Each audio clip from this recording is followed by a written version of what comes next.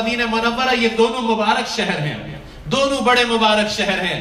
اس کے فضائل معلوم کرو. مکہ کتنا مبارک شہر، مدینہ منورہ کتنا مبارک شہر ہے. ایک بات عرض کرتا ہوں معذرت کے ساتھ، برا مت لگانا دوستوں، ان دونوں مبارک حرم کی اس وقت آنے والا حاجی انتہائی بے ادبی کر رہا ہے، انتہائی بے ادبی کر رہا ہے. میں ہاتھ جوڑتا ہوں، تم زیادہ عمل نہ کر سکو کوئی بات نہیں، لیکن ان دونوں حرم کی بے ادبی سے بچو. اس حرم کا حال دیکھو ہم نے کیا کر دیا ہے. لوگ مجھ سے پوچھتے وہ کیا ہوا تھا، کرن حادثہ کیسے ہوا تھا، مینا میں حادثہ کیسے ہوا تھا، وہ 2 سال پہلے مدینہ شریف میں کیا ہوا تھا. میں نے کہا وہ جو کچھ ہوا تھا وہ ہماری بے ادبی اور گستاخی کی وجہ سے ہوا تھا. ہم یہاں آ کر کیا کر رہے ہیں دوستو؟ میں عرض کرتا ہوں بمبئی کا مسلمان، ہندوستان کا مسلمان جتنا اپنے ملک کی مسجد کا ادب کرتا ہے اتنا بھی ان دونوں حرم کا ادب نہیں کرتا.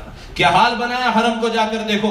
فوٹو اسٹوڈیو بنا دیا ہے، ایک کھڑا ہوتا ہے دوسری فوٹو نکالتا ہے، دوسرا کھڑا ہوتا ہے تیسرا فوٹو نکالتا ہے. اب تو گروپ فوٹو لی جا رہی ہے. میں پرسوں بیٹھا تھا مطاف میں، 3 بج رہے رات کے، لوگ تہجد میں اور تلاوت میں مصروف ہیں اور گروپ فوٹو لی جا رہی ہے. اور جب فلیش آ رہا ہے ان پر کیمرے کے ذریعے باقاعدہ، تو سارے لوگ ہنس رہے ہیں اور تھم بتا رہے ہیں اور چیخ رہے ہیں. کس قدر حرم کی بے حرمتی اور بے ادبی کی جا رہی ہے. یہ جگہ فوٹو لینے کی ہے میرے بھائی.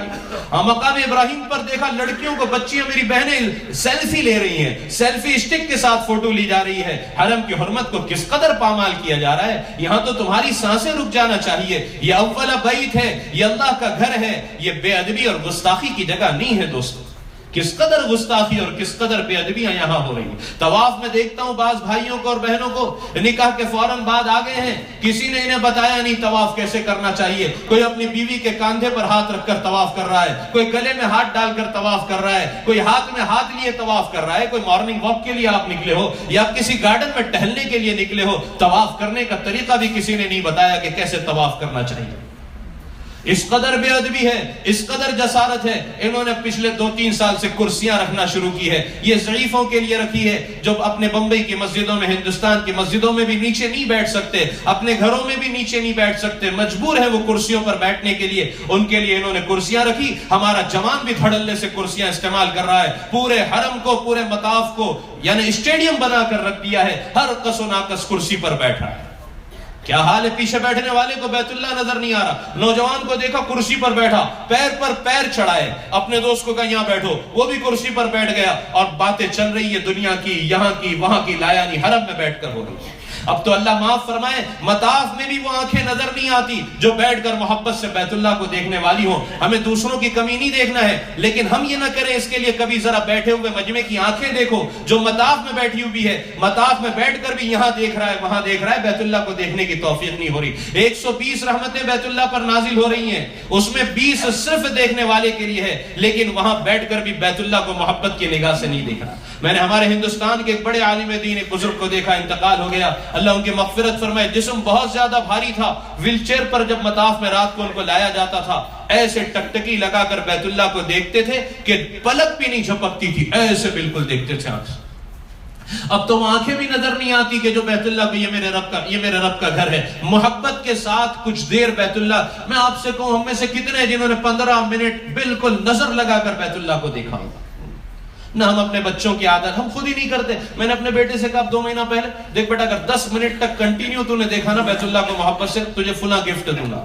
اس نے موبائل پر الارم لگائی وہ دیکھنے لگا. میں نے کہا دیکھ گفٹ کے لیے مت دیکھنا، اللہ کا گھر ہے اس لیے اب ہم خود ہی نہیں دیکھتے. ہم اپنے بچوں کو کیا کہ توفیق ہی نہیں کہ بیت اللہ کو، اللہ کے گھر کو محبت کے سے دیکھ لیں.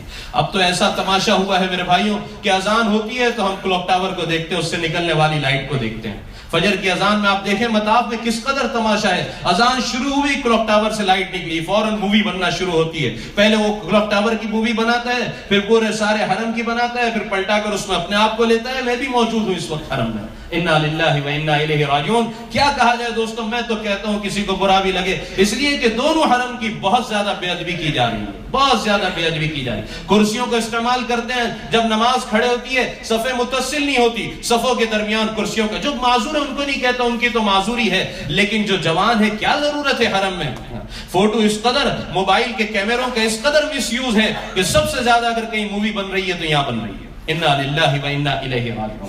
مسجد نبوی کے ادب کی بے ادبی کا یہ حال ہے.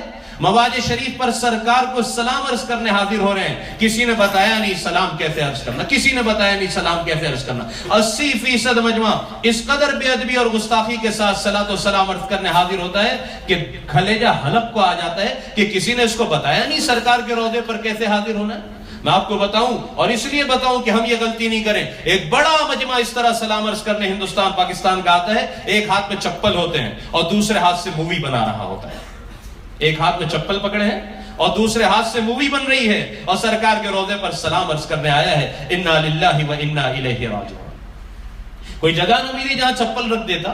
یہ جگہ ہے مووی بنانے کی. یہ تو وہ جگہ ہے جہاں جنید اور بایزید کی سانسیں رک جایا کرتی ہیں. ادب کی وجہ سے سانس رک جانی چاہیے. اس قدر گستاخی اور بے ادبی کہ یہاں بھی مووی بنا رہے ہو. میرے بھائیوں, کوئی بتانے, میری ماں بہنیں یہاں بڑی تعداد میں ہیں.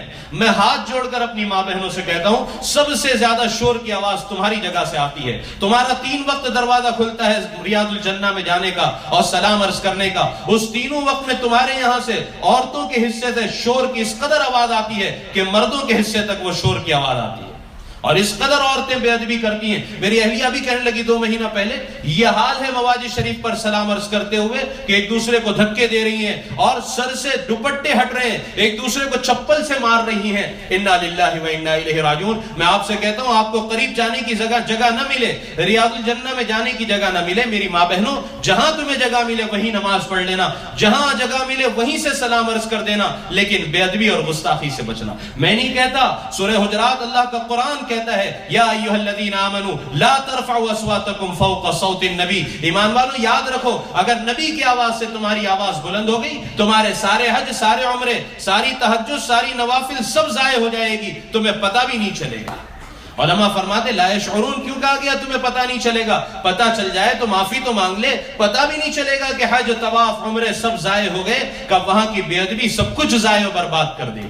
اس لیے وہاں کی بے ادبی, یہاں تو کہا لبیک لبیک چیختے ہوئے آؤ, دوڑو, چلو, بھاگو, لیکن مدینہ منورہ ادب کی جگہ ہے. قدم بھی آہستہ رکھنا. میں جانے والوں سے کہتا ہوں, تھوکنے کی ضرورت پڑے, خبردار مدینہ کی زمین پر کبھی نہ تھوکنا. پولیتھین بیگ میں تھوکنا, ڈسٹ بین میں جا کر تھوکنا. مدینہ منورہ کی زمین پر براہ راست نہ تھوکنا. مدینہ منورہ کی کسی چیز کو برا نہ کہنا. صرف کسی نے اتنا کہہ دیا مدینہ کی دہی کھٹی ہوتی ہے, سرکار خواب میں تشریف لائے, فرمائے نکل جاؤ یہاں سے, جہاں کی دہی میٹھی ہو وہاں چلے جاؤ.